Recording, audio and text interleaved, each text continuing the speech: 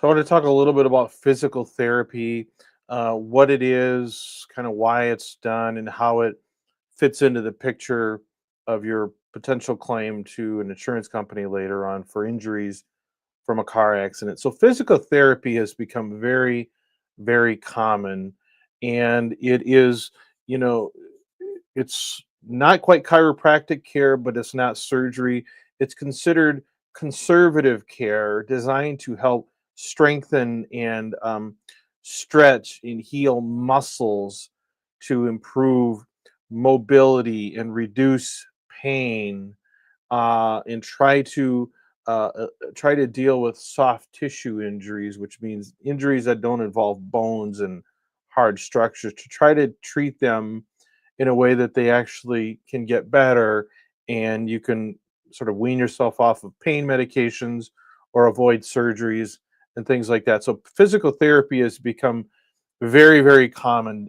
Primary care physicians, when they have someone coming in from a car accident, let's say you've got whiplash, neck pain, back pain, sore backs, things like that. It's very common for them to send their patients to physical therapy. And physical therapy isn't always fun. In fact, I have a lot of clients that will note that physical therapy sometimes seems to make their symptoms worse, and sometimes you have to make them worse to make them better. A few things to keep in mind: unless you just absolutely can't do it, it's really, really important that you continue and that you finish physical therapy even if you feel like you're getting better. It's sort of like how they say, uh, continue and take all of your antibiotic doses even after you start to feel better, because you want to make, there's a reason for that. You want to continue it to the end. Insurance companies love it when people stop midway through physical therapy, because in their minds, that shows the person is completely healed. If they're still having any kind of symptoms or problems, they would go to physical therapy. So when people stop going to physical therapy, that's a signal to the insurance company that they're done healing and they're all better, when unfortunately that's not always the case. Sometimes people find it difficult to get off of work, can't afford it if you don't have health insurance. There's all kinds of reasons.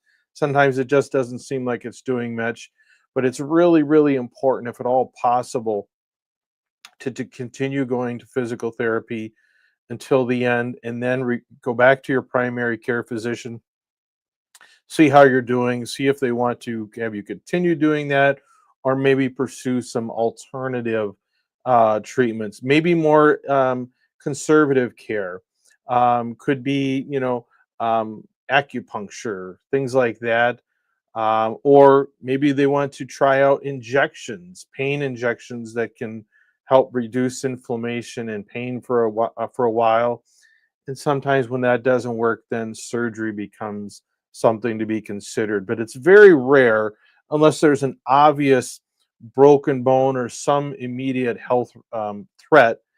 It's normal for doctors to send their patients to physical therapy, let them finish the physical therapy, and if they're still making improvements, send them back to physical therapy before pursuing surgery and other things. Physical therapy is one of those things. It's a great way to use med pay. If you have health insurance, use health insurance to pay for that. Medicaid, Medicare, and if necessary, work out a payment plan.